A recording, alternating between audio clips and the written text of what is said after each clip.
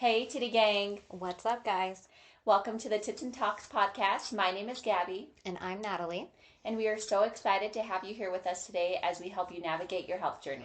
Thank you so much for listening, and we hope that you learned something new.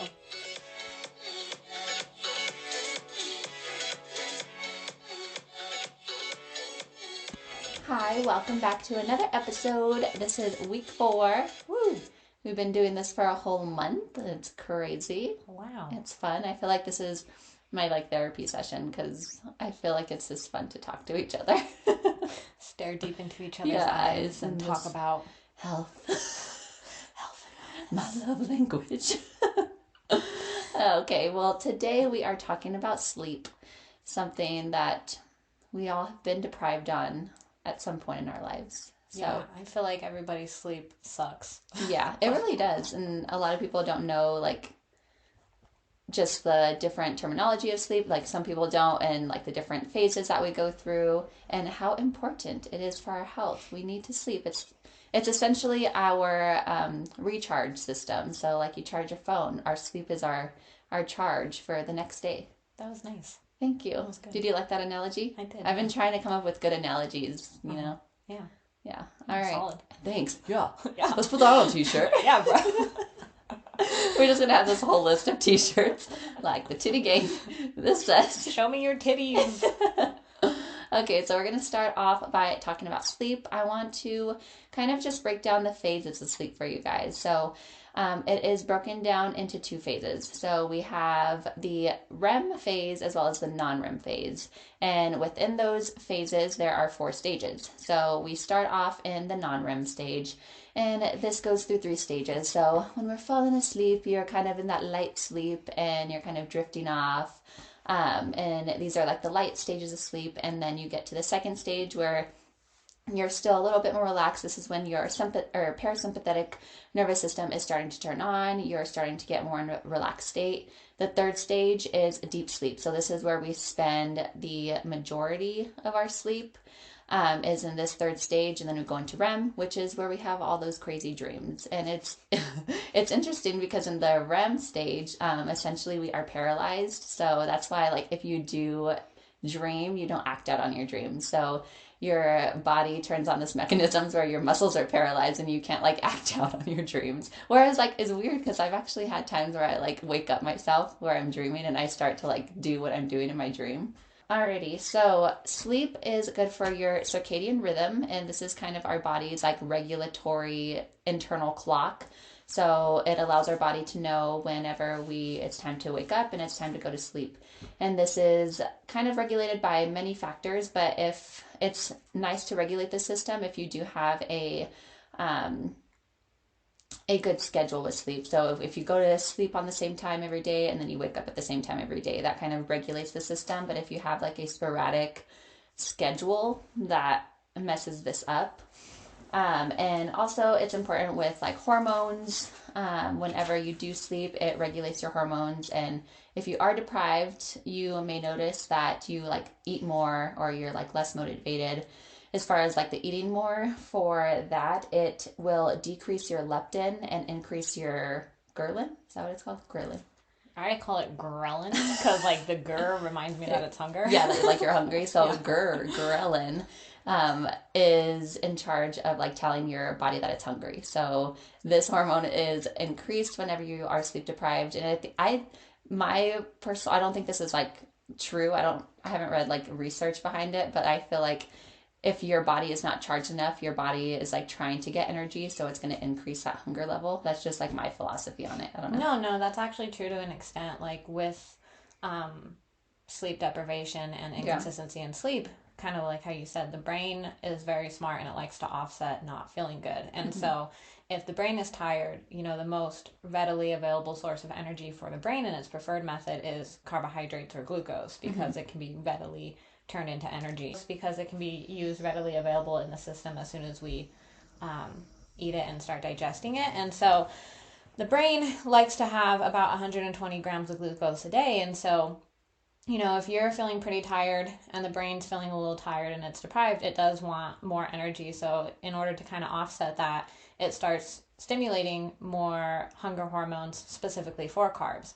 And essentially hyperpalatable foods too, because hyperpalatable foods, when we eat them, things like pizza, ice cream, kind of those refined carbohydrates, it also releases dopamine in our brain. So it helps our brain to feel better, and it also gives it energy right away. So people who are actually like sleep deprived or have inconsistencies in their sleep, they actually tend to eat upwards of 500 calories more a day than people who have regular sleeping schedules.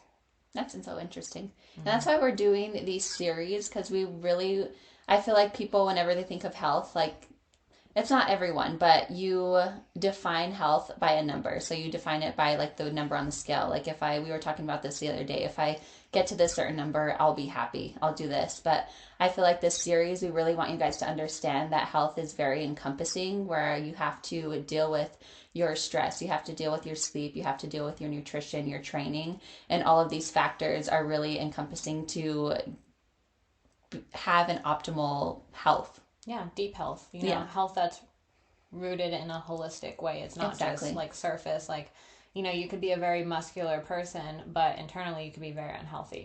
And vice versa. Like, you can be someone who, by standards is deemed overweight, but internally, like, you may be healthier. And so Yeah. it's not all based on looks and, A you know, scale number, and it's just something that we've been trained to think just by the media and by like all the editing and stuff, and like our brain is like, oh, they're this number on the scale and they have muscles, so they must be healthy, but internally they, like you said, they might not be healthy. So we want to really drive home that encompassing holistic health, and you guys need to just be aware of different aspects of your life to just be overall healthy. Kind of going into more like, it does, sleep is going to affect your hormones. So it's going to say like those hunger hormones as well as your insulin. You're going to release less insulin, which means that you're going to have a higher glucose level in your blood. So obviously that is not good, and it is just going to affect. It's just not good. You need some sleep. Yeah, sleep is very important. And, a lot of times, like working with my clients and stuff, I do have questions on their biofeedback forms regarding sleep. And a lot of the times, they're reporting like, oh, yeah, I'm sleeping like 8 hours, or I'm in bed for 9 hours, but I wake up feeling exhausted. And it's kind of like, okay, well, how's the quality of your sleep? Like, how is your bedtime routine leading up to going to sleep? And it's, once again, like, because of social media and the internet, we're kind of predisposed to assume that we should, be getting 8 to 9 hours of sleep, regardless if that's quality sleep. Like, we should just be in bed for 8 to 9 hours. Like, we go to bed at a certain time, regardless if we're tired, because we're just kind of predisposed to believe that that's going to give us the best sleep results. And honestly, like, the quality of sleep outweighs the quantity of sleep. So if you're in bed for 5 hours and you're in, deep sleep, REM, going through all your cycles efficiently for those 5 hours, that's more important for longevity and health than being in bed for 9 hours and only really being in quality sleep for like 3. And reason being is, when we're in that quality sleep, we're going through those sleep cycles, our body's fully recharging. And so there's a lot of habits that we do that we're not aware of, and a lot of subconscious behavior that actually affects our quality of sleep, and kind of just our, honestly, like, our predisposed anxiety to sleep. So what I mean by that is, have you ever just gone to bed because you're like, oh, it's 10 p.m., it's late, I should go to bed, but you don't feel tired? No, I'm like, mine is like different because my sleep is like my baby. I need to go to bed. Like, I'm in bed by like 9 p.m. I'm, I have like a very consistent schedule with my sleep because it's very important for me, especially with school. I feel like I need to get at least, like, for me personally, I think I need to get at least like 7 to 8 hours of sleep in order to actually feel good the next day. But like, when you go to bed at 9, are you actually Tired? physically tired and ready for bed? Yeah. See, that's good. That's through years of kind of building up to that, to Yeah. training your body to be tired at 9. But for the sake of what I'm trying to get at, like, let's say you go to bed at 9, but you lay in bed for like an hour or so because you're not actually tired, and you're just like scrolling on your phone or just laying there thinking and stuff, because in your mind you're like, I needed to be at bed at 9 so that I get enough sleep. But if you're not tired and you're going to bed when you're not tired, you're actually developing anxiety around bedtime and in your bed, and you're actually getting rid of, like, your body's now associating your bedtime and your bed as a place of awake instead of a place of sleeping. And so it's really important that we start kind of transitioning into going to sleep when we're actually tired, not falling asleep in places that aren't our bedroom, and not doing things in our bed that's not sleeping or sex. You shouldn't be eating in bed. One thing that's really hard for a lot of people is like you shouldn't be watching things in bed, like TV and stuff. And that's personally something I'm still trying to work on too. But doing these things that stimulate awakeness in the brain, it starts to build up anxiety, whether you feel it or not, around bedtime. And so that's why some people, it's very easy for them to fall asleep on the couch before bed, and then they go to bed and then all of a sudden they're wide awake. It's because your brain over time has learned that your bedroom is a place for being awake and stimulation and not a place for resting. But it associates the couch as it because you fall asleep on the couch. Does that make sense? Yeah, so it's really important that we kind of start thinking about sleep in a different way, of not having stress around sleep, because sometimes a lot of people too, they like know that they should be getting more sleep, and then they start getting stressed out about like, oh, I need to go to bed earlier to go to sleep. And then once again, you're creating anxiety around actually sleeping, whether you feel it or not. Your brain is getting like predisposed to that, and it's starting to develop not a great relationship with your bed. And that can also be why you're potentially like not falling into those deep sleep cycles and just kind of staying in lighter sleep or not spending as much time in that, because your brain is in a anxious state of mind when you're going to bed, and the brain needs to essentially be in that like parasympathetic, calm, relaxed state to really allow your body to go into those sleep cycles efficiently and get the most that it can, get the most charge that it can and stuff. And so, if you are someone who has a hard time, with going to bed because you fall asleep on the couch, or it's just hard for you to fall asleep, one thing, if you're falling asleep on the couch, stop it. Like, as soon as you start to feel tired, just go and put yourself to bed. Like, something that I recommend with a lot of my clients who have sleep problems is, as soon as you're done with the day, whether that's like you just got home from the gym, you finished work, whatever, do your bedtime routine then. Like, wash up for bed then, because if you fall asleep on the couch and then you go and, wash your face, brush your teeth, change into sleep clothes, like, that's all stimulating your brain even more. So then by the time you get to bed, you're more awake, versus if you kind of do your routine a little bit earlier into the night and then do like winding down activities like watching TV, playing video games, whatever it is. You can do that until you actually feel tired, and then as soon as you feel tired, put yourself to bed. And you'll start kind of shifting that anxiety in your brain away from that, because if you start kind of retraining your brain to sleep when you feel tired in your bedroom, then that anxiety around your bedroom and that association of your bedroom being awake time starts to go away. And so just super important that we go to bed when we're tired. It's all about like compartmentalizing, because I feel like the brain associates things that we do the most in that area with what we do. So you should have a separate workspace from your bedroom. You shouldn't have your desk inside your bedroom, or else you're going to associate work with that, and you're not going to be able to fully relax because your brain is associating that space with working, and you're not fully separated from that. So if you're able to have a separate workspace, if you do work from home, like Natalie said, don't be on your phone and be scrolling through Instagram and all that stuff right before you're going to bed, because that's naturally going to wake your body up. It's going to just allow your brain to continue to work rather than get in that parasympathetic state. And then also like training wise, so I know that a lot of people like to train right before bed, but that kind of gets your system going and your body more in that sympathetic state.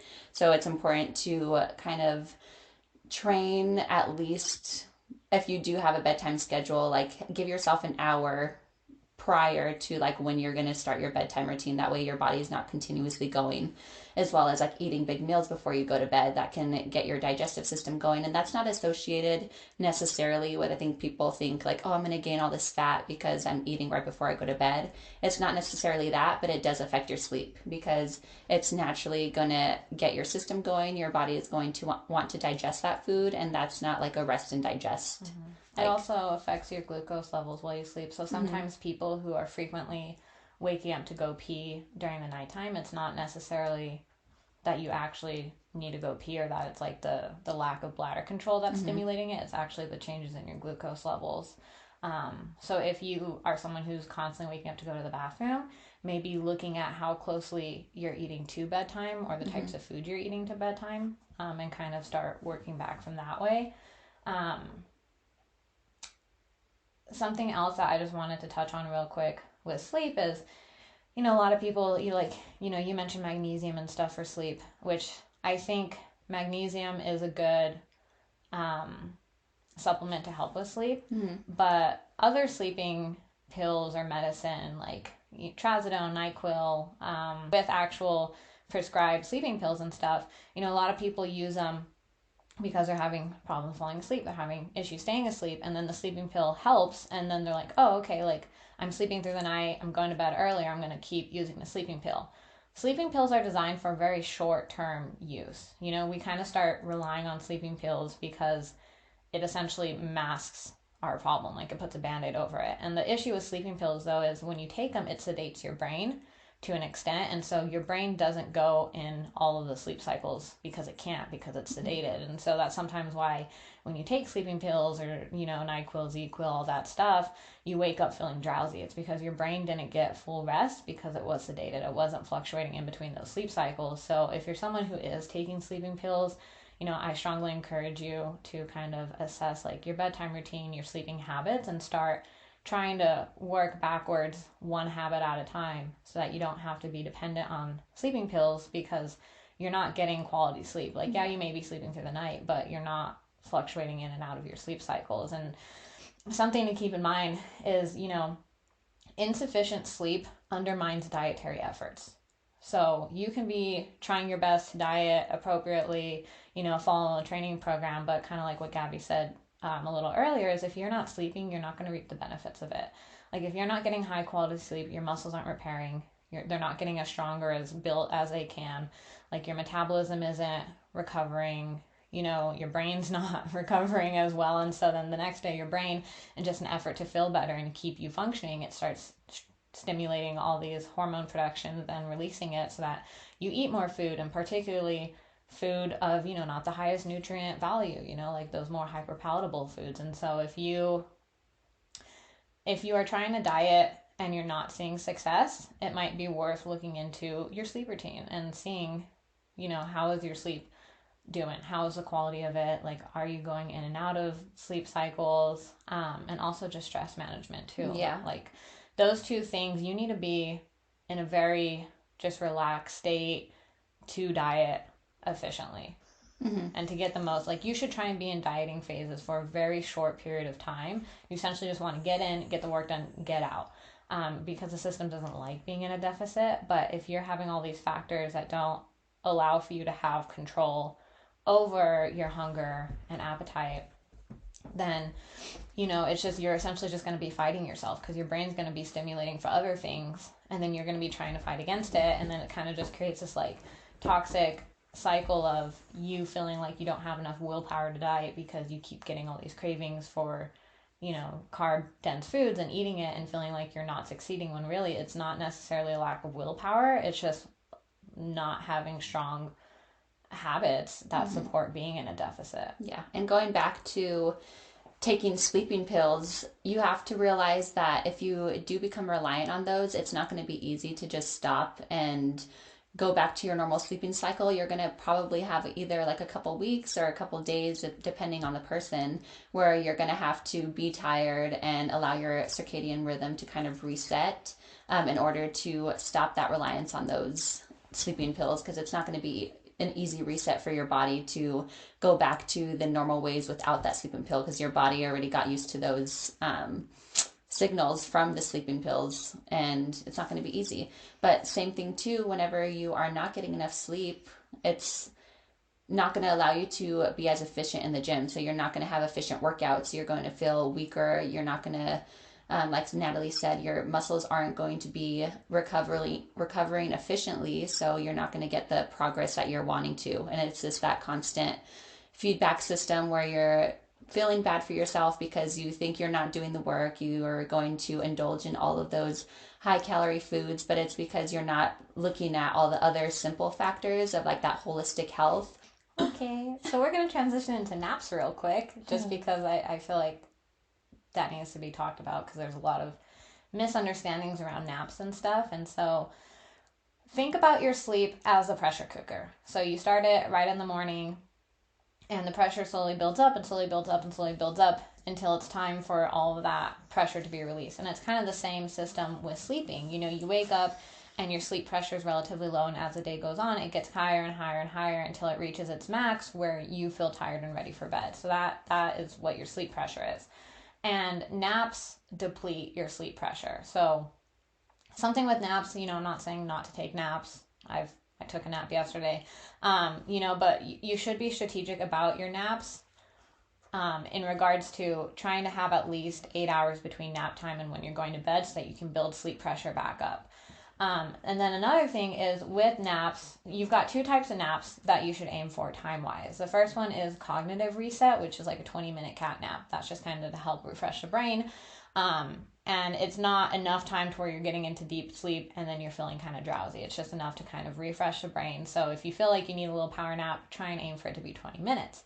The other one is if you need a little bit more than a power nap, like let's say you didn't sleep well the night beforehand, or you're a shift worker, or, you know, a firefighter and you just didn't get a lot of sleep, then doing a nap from, you know, 75 minutes to 90 minutes is you're going to receive the most benefits from it, because in that time frame you allow your body to go through your sleep cycle, and then you also have a brief period of awakeness after that 90-minute cycle, so that if you wake up, you know, at 95 minutes, you would probably be waking up feeling pretty well rested and not super drowsy, or like, where am I, what day is it, what time is it, because you're in that phase of light sleep where you're not being disrupted out of like your REM stage or deep sleep and stuff. And so naps can be very helpful, especially for shift workers, firefighters, you know, people whose sleep isn't on a normal circadian rhythm.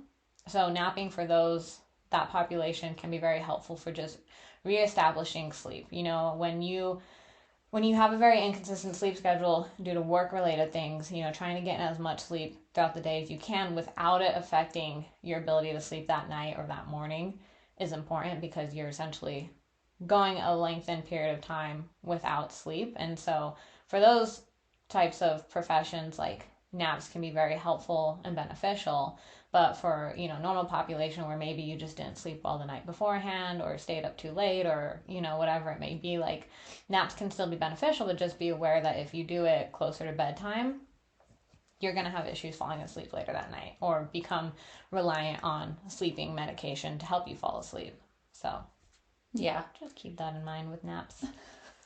Yeah, I can't take naps because I know if I do, then later on in the day, I know that I'll have a harder time falling asleep.